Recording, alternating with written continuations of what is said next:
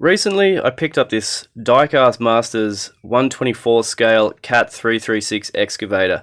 I sort of picked it up on a whim. I thought it would look really cool in some shots with the 124 scale rock crawlers. I thought maybe I could use it to move some materials around on the rock crawling course. I wasn't really sure. I just kind of picked it up. It looked like a bit of fun. It was fairly inexpensive. I'll leave a link down below. And I didn't foresee becoming so intrigued by it. I've spent a lot of time messing around with this thing, learning to operate it. And it's not as easy as it looks. That's a lot of different controls to get used to. I think I'm doing pretty well for a rookie. This thing is not a hobby grade RC, it is strictly a toy grade. There's limited spare parts availability from Horizon Hobbies. You can get things like a replacement bucket and tracks. That's about it. If you have a major failure with it, you're kind of out of luck and you're not going to be able to get parts for it. So initially I tore the thing apart because it had some dirt rattling around inside it. I figured that might not be that great for the electronics. They're probably not sealed. So I tore it apart to clean the dirt out of it. And I saw the opportunity to make a few changes to it. The digging strength out of the box wasn't that great. It was fairly functional. Light soil, sand, things that have been tilled and loosened up it could handle. But I wanted to see if I could improve things, and I saw the opportunity to tweak the clutches inside the gearboxes that drive the digging arm here. So I'll show you some footage tearing this thing down, some of the mods and changes that I made to it, and then we'll get it outside and we'll do some digging with it.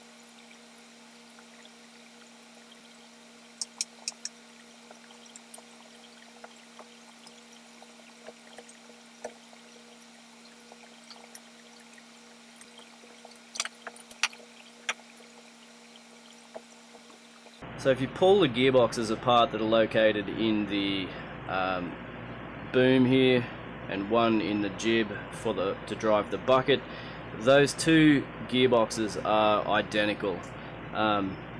If you want to beef up the digging power, the gear that you're interested in is this one right here with the spring-loaded clutch on it. As you can see there is just a spring under here, and the clutch just consists of this little cam section here to beef up the clutch spring. Basically what I did was I took these tiny little rubber hair ties. I just took one of these and I wound the rubber band very tightly between the coils of the spring, and then I've just covered that all over with heat shrink to keep it from unraveling. And because the rubber has some squish to it, you still get a nice clutch action, but it adds about, at a guess, probably 40 to 50% increased digging action, which is going to be a lot harder on all of these little gear teeth. It's going to be a lot harder on the plastic moldings of the boom and the bucket and everything, as I've already discovered where I split the bucket and had to reinforce it with these rings. So I decided I wanted to try to reinforce this gear because there's a lot with this square shaft that runs through it. There's a lot of load on that square there, and I'm worried that the gear is going to split out. So I wanted to reinforce it by gluing washers onto here, but I didn't have the right size washer. So what I've done is I've just taken a scrap piece of wood and screwed the washer onto it. That way I can drill the washer out to be the exact right diameter. It's also a little bit too thick, so I'm just sanding it down carefully with sandpaper to thin the washer out. There is our reinforced gear completed. The washers are glued on. There's grease on the gear because I just did a quick trial fit to make sure that everything worked correctly. So I ended up beefing up the clutch springs for the gearbox that drives the bucket and the gearbox that drives the jib, or whatever this front part is called. I also did the clutch spring with the elastic band trick in the slew motor, I think it's called, or this gearbox that drives the rotation of the main body. I didn't mess with the motor that lifts the main boom up and down. I left that one stock. Clutch modifications completed to the boom. I'm going to go ahead and get all of this stuff put back on off camera. Once the boom is attached back on, before I plug everything in to the main board here, I want to show you a little trick. So to reverse the controls for the boom, you just need to locate the blue and white wires going to this boom control motor, and in this plug where it connects onto the board, you just need to reverse the position of the blue and white wires. I've already done it. It's really easy to remove the wires from the housing. You just take something sharp and carefully pry on that tab. The terminals will then pop out of the plastic housing. You can switch the polarity and plug it straight in, and the controls for the boom will then be reversed. However, there will be an issue with the limit switches. They also need to be reversed, which is this connector here, and all we need to do is disconnect that, take this housing off,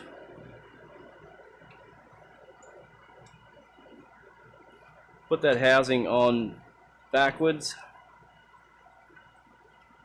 and plug that straight in, and then the limit switches will be reversed appropriately and everything will work normally on the controller. A quick mod before I put the body back on is the excavator took a tumble and the metal weights back here actually bent this retaining bar, and the weights were jingling around in there and it sounded like a bell ringing every time the thing moved around. It was super annoying. So I've just gone and loaded a few sticks of hot glue in there just to keep that secure and rattle free. After you've got everything plugged back in, you can power it up and test everything, and as you can see, when you pull back, the boom goes back. When you press forward, the boom goes forward. So that to me made a lot more sense than having it reversed like it was from the factory. Everything's back together and tested and working correctly. I'm going to charge up a battery for it. We'll hit the dirt, do some digging with it and see how it performs. Alright, let's go. We're just going to jump straight into it. We're going to dig a hole and we're going to see how much of the Earth's crust we can move in one 600 milliamp battery pack. This is a lightweight machine at 3.3 pounds, so taking that first scoop of dry red clay is not easy.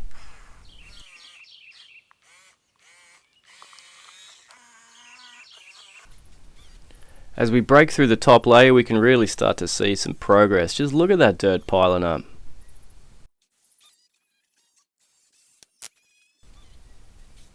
I probably should have set up some caution tape. Look at the size of that crater.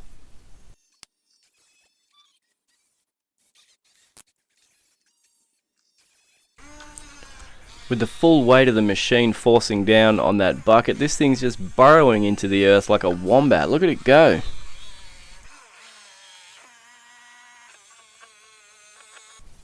Things are moving along nicely and we've still got plenty left in the tank.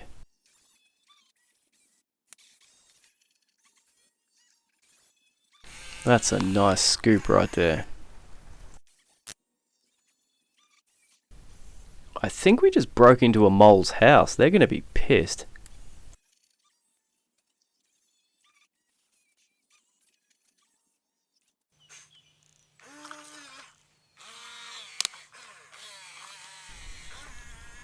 Look at that seamless transition. Wow.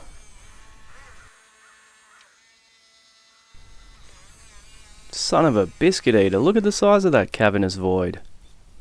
Did we really move that much dirt? That's impressive. Don't worry, no moles were harmed while making this video, but their feelings are definitely hurt.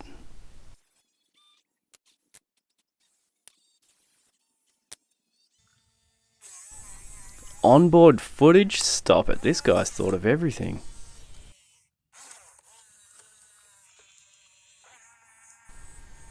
Have a close look, boys. This is real dirt and rocks. No kids' play sand here.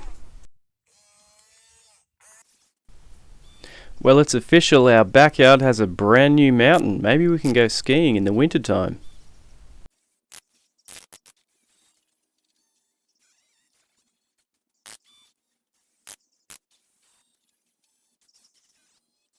As you can see from the running footage after its modifications, this thing is actually pretty capable in the dirt. For a machine that weighs 1.5 kilos, I think it's doing really well. If you're on the fence about construction RC and you wanted to test it out without spending a lot of money, I think a unit like this is a great opportunity, especially if you make the wiring changes like I showed you for the boom operation. Then it mimics more closely the operation of the control sticks of a real excavator. So let me know what you guys think. Drop a comment down below. Is this the sort of thing that you've considered adding to your 1/24th scale crawler collection? As always, guys, thank you so much for watching, and I'll catch you on the next video.